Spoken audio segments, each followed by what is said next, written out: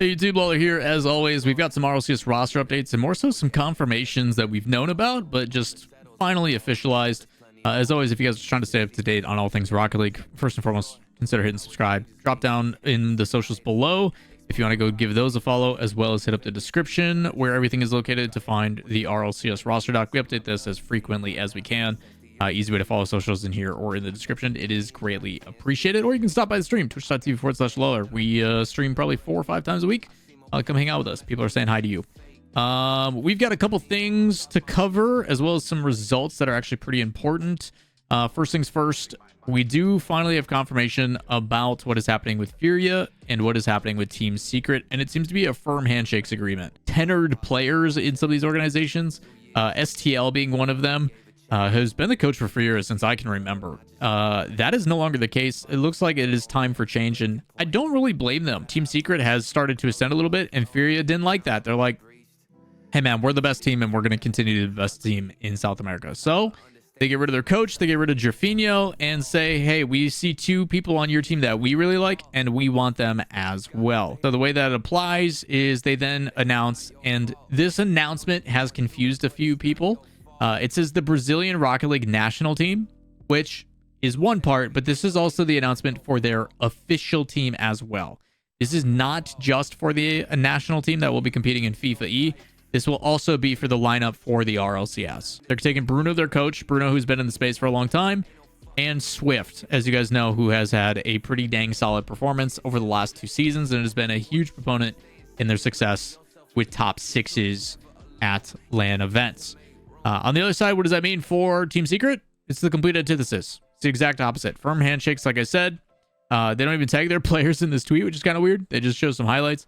But with KV1 and Mota, Jerfinho is coming in with STL as coach. Again, when I talk about a firm handshakes agreement, they make this really easy. The cool thing about doing this too is it simplifies like buyouts if people are under contract, if there's any complications there. Just being able to say, hey, you take yours, we take ours. The only time that changes up is depending on contract length. If they have like a super long contract and it's still extended out, they're going to want some compensation for it.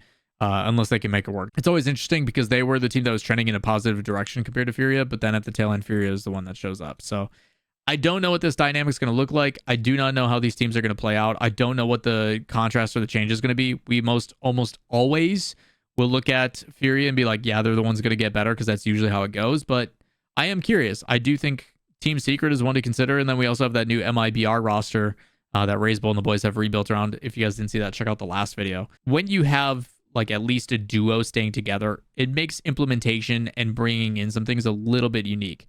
The big thing that I want to talk about though between these 2 teams is the coaching change. The familiarity that both these coaches have with the previous rosters, considering it's 2/3, should make for a very competitive season. They should know tendencies, they should know habits, weaknesses, strengths, all that kind of stuff. Both teams should have a very good understanding of how 2 teams are going to play and what the innovation is going to be, what is going to be that kind of leapfrog. I think both these coaches are going to have to prove their worth really, really early, especially if they can, hey man, here's the playbook of everything we did. Here's all the strategies. Here's all the things that we tried. And then the players should have that same type of feedback and be like, well, we were being taught to play like this. We were teaching. And who kind of brings those ideas together to make a better roster? I think it's going to be really exciting. So I do not think South America is an easy just, hey, 1-2. Very interested to see how it plays out though. Next, we do have some conversations in regards to North America, and we do have information about one of the top 12 teams, I would say, in the region. We've been kind of wondering where all these top tier players are going to end up. Shopify now being a completely different roster and the teams disbanding and certain players going elsewhere. And in what I consider good grace, you're seeing some of these long-standing duos and some of these teams that just haven't really been able to reach towards the top finally go, you know what? I need to separate from this previous person if it's going to be better for my career. Obviously, the more iconic with Parth and 2Piece we already knew happened a while ago. And it worked out for Shopify, even though they completely gutted that team. Creams, if you guys do not know, one of the duos that has always been associated with hockey. No longer the case. I've seen hockey potentially coaching some teams in other regions. Might be an opportunity. But Creams in particular, still trying to compete. Always been a very stable player. Very consistent, and that's kind of what this team feels like. This team, it feels like another, we're going to be aiming for consistency. We're going to try to play upset. Sure, we're going to be aggressive and in your face, but For the most part, I don't see like big mistakes being made. I don't know if this team has the peak that I'm looking for that will allow them to kind of excel and go to majors. But to me, this team is reliable. And I don't know if that's a good adjective you want to use to describe a team in the RLCS, because I don't really feel the threat. But I do know that if I play this team in an early round, I'm like, hey, this is going to be a fight. Like, we're going to have to bring our A game to make sure we win this. My concern for this team already is just, will they have the peaks? Do they have the high level mechanic in your face type stuff, the pace, the intensity that is needed to be a top tier roster? Disruption, I have no concerns about. I'm sure they will force you to jump and push you out of position and do that stuff. But even, and I say this as someone who just got done coaching comm last LCQ, the aggression is there. The creativity is there. The offense can be there. But can you put the shots away? Can we provide more than just 12 shots on target? Are they going to be threatening shots? This could be a really interesting team. I don't know what the dynamic is going to be. Beastbound, if you guys don't know, as a coach, has worked with the like Netherlands international team, I'm pretty sure, and has coached some other rosters. So I'm leaving this one as a question mark. We also don't know what their team name is, so I can't tell you that. But if we look back at the roster document, I do have a lot of the official ones being plugged in now. That is the 11th team now. I expect them to be like a top 10 roster. Where they end up on that, whether they're in the like front end of the 9 pushing into like a 2-2 round type thing and going through Swiss, or if they're going to end up 1-3 and end on the back end in like a top 12, I don't know. So I expect them to go to those later rounds in double elim, but all it takes is one upset and a team peaking. I would honestly, as the more I look at these rosters, say like this former Shopify with Talk team, Angels, looks like a proper top 4.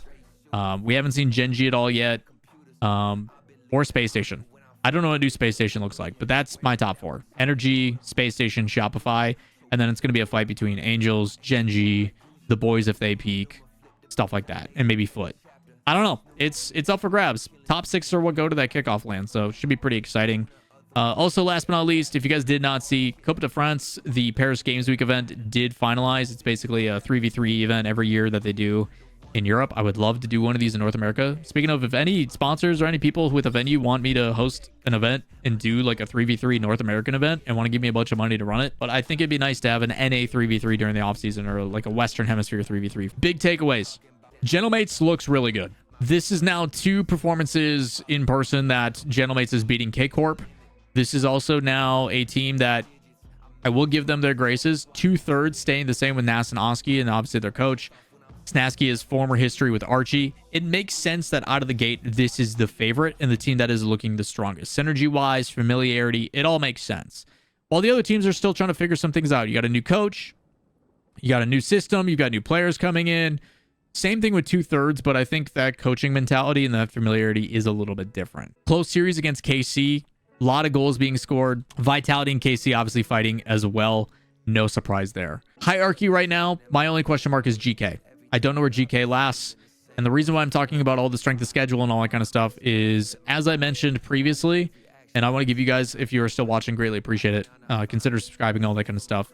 But we will be doing power rankings with the community as well as my own here soon. So I'm going to try to, as the RLCS begins, have some recaps for the top 32 into the first event.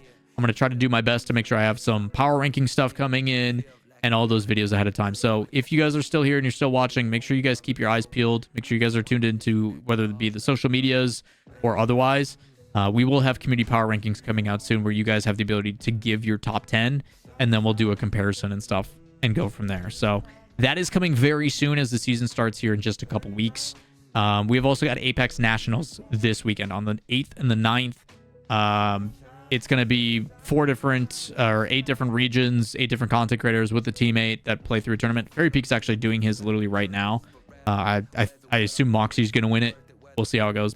Fairy Moxie as a duo in that tournament's going to be very scary. But we've also got Cresper and Nobu. So should be a lot of fun. That'll be going on this weekend. Either way, any questions, comments, concerns, let me know. Comments down below. Like, subscribe, notifications is always down there as well. We'll see you in the next one. Peace.